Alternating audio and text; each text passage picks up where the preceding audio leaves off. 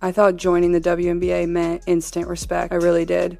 The rules inside the WNBA did not change on paper, but the moment Caitlin Clark arrived, everything else did. And now, veterans who spent years earning scraps are watching rookies get privileges they never touched. The shift did not happen with an announcement, and it did not come with a memo sent to locker rooms or front offices. It happened quietly, through access, attention, scheduling, and the subtle but unmistakable ways a league signals who matters most. Caitlin Clark did not ask for this power, but once it appeared, it began reshaping how rookies are treated across the WNBA in ways that veterans never experienced, and that reality is creating a fracture no one wants to name publicly. Inside to Mitchell.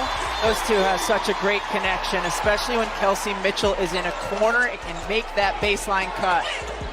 Burke gets in, and now for decades, rookies in the WNBA entered the league with a clear understanding of hierarchy. You earned respect slowly, you waited your turn for media attention, and you accepted that veterans set the tone both on and off the court. Marketing came later, endorsements came if you were lucky, and league-wide attention was something only champions or legends touched. That was the unwritten code, and it survived generation after generation. But guess what? Caitlin Clark did not just bend that code, she cracked it. From the moment she declared for the WNBA, the league was already moving around her. Broadcast schedules adjusted. Arena sizes became talking points. Ticket prices surged before she ever stepped on a professional floor. Media credentials flooded practices. And suddenly, being a rookie no longer meant waiting quietly in line. It meant being placed front and center before proving anything at the professional level. That alone was enough to unsettle veterans who had spent years fighting for scraps of coverage. are in this game.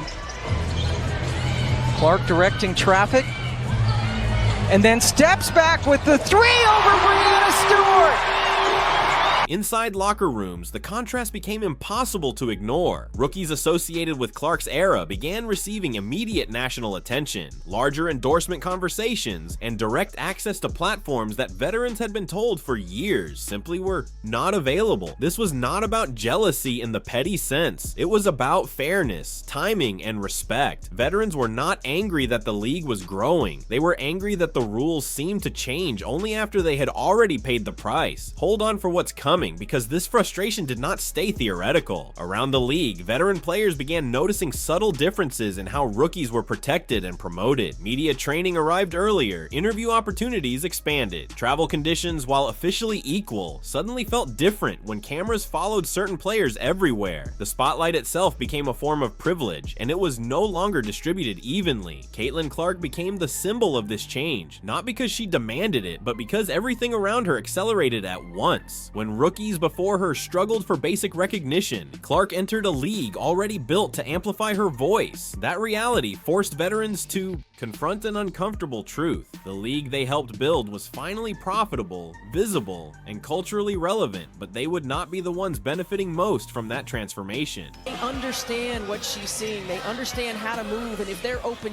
What made the tension sharper was the silence. No one openly criticized Clark because doing so would be career suicide in a league hungry for mainstream relevance. Fans love heroes, and Clark had become one. Veterans understood the optics. They understood the backlash. So instead of speaking publicly, frustration leaked out through body language, tone shifts, and carefully worded comments about earning respect and doing things the right way. Those phrases were not random. They were signals. Behind closed doors, conversations grew more pointed. Veterans questioned why rookies now had endorsement leverage before playing a single professional minute. They wondered why media narratives centered around future potential instead of proven achievement, and they quietly asked why the league could suddenly bend when it wanted to, but never seemed capable of bending when veterans were fighting for better pay, better travel, or better visibility years earlier. But guess what? The league did not just notice this tension, it leaned into it, because drama sells, and Caitlin Clark represents something the WNBA has chased for decades. A player who moves the needle beyond the core fan base. The problem is that once a league builds around one gravitational force, everyone else feels the pull whether they want to or not. Rookies entering the league now are stepping into a completely different environment than the veterans did. Expectations are higher, scrutiny is harsher, but opportunities are also larger and faster. That combination creates resentment not because rookies are undeserving, but because veterans were never offered the same runway. The message feels clear even even if it is never stated, timing matters more than sacrifice. Veterans see the math. They understand that Caitlin Clark's popularity has increased attendance, boosted ratings, and attracted sponsors who once ignored women's basketball entirely. They are not blind to the benefits, but they are also acutely aware that their own careers unfolded in a league that did not care enough to market them this way. That realization stings, especially when respect has always been framed as something earned over time. The rookie-veteran dynamic has always existed in sports, but this is different. This is not about hazing rituals or locker room hierarchy. This is about economic power and narrative control. Caitlin Clark did not just enter the league as a player, she entered as an ecosystem, and ecosystems reshape everything around them. Some veterans worry openly in private conversations that the league is moving too fast, placing too much pressure on one figure while leaving others behind. They fear that when attention concentrates too heavily, it creates imbalance. Others worry about sustainability. What happens if the league becomes dependent on a single storyline? What happens if that player is injured, exhausted, or burned out? These are not anti-Clark questions. They are survival questions. Yet even with these concerns, public criticism remains rare. Veterans know the stakes. Speaking out risks being labeled bitter, jealous, or resistant to progress. Silence becomes the safer option, even if it comes at the cost of authenticity. That silence is what makes the tension so dangerous. It simmers without release, shaping interactions in ways fans never see. Caitlin Clark herself walks a tightrope. She benefits from unprecedented support, but she also carries the weight of being the symbol of change.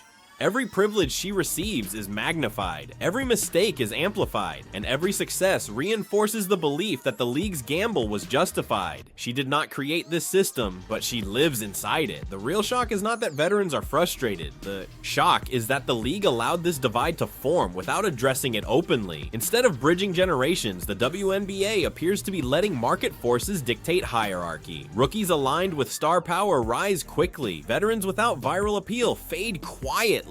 That is not a basketball decision, it is a business one. And here's where things get uncomfortable. Some veterans fear that respect in the WNBA is no longer tied primarily to performance or longevity, but to marketability. That shift changes how careers are evaluated and how legacies are remembered. It also changes how young players are raised within the system. When attention arrives before achievement, it rewires expectations on both sides. Hold on, because this tension is not going away in 2026. As the league grows, more rookies will enter with platforms, followings, and brand deals already secured. Caitlin Clark was not an anomaly, she was the beginning, and veterans know it. That knowledge forces a reckoning with what the WNBA wants to be. A league rooted in earned respect or one driven by immediate impact. Fans often frame this story as jealousy versus greatness, but that framing misses the point. Veterans are not angry at Caitlin Clark, they are angry at a system that told them visibility was impossible until it suddenly was not. They are angry at a league that asked them to sacrifice for growth without guaranteeing they would ever share in the rewards. The rookie experience has changed forever, and there is no going back. Caitlin Clark's arrival proved that the WNBA could command mainstream attention if it chose to. That revelation is both empowering and destabilizing. It empowers future players while quietly invalidating the struggles of the past. The silence from veterans does not mean acceptance. It means calculation. It means waiting. And it means understanding that power in the league has shifted, even if no one has admitted it out loud. This is not a feud you will see explode on social media. It is subtler than that. It lives in body language, in interviews that feel slightly colder, in praise that stops just short of full endorsement. And it grows every time a rookie receives what veterans once begged for. Caitlin Clark is changing how WNBA rookies are treated, whether she wants that responsibility or not. And the veterans watching this unfold are not furious in public, they are furious in private. That distinction matters because private fury has a way of shaping the future more quietly and more permanently than any headline ever could.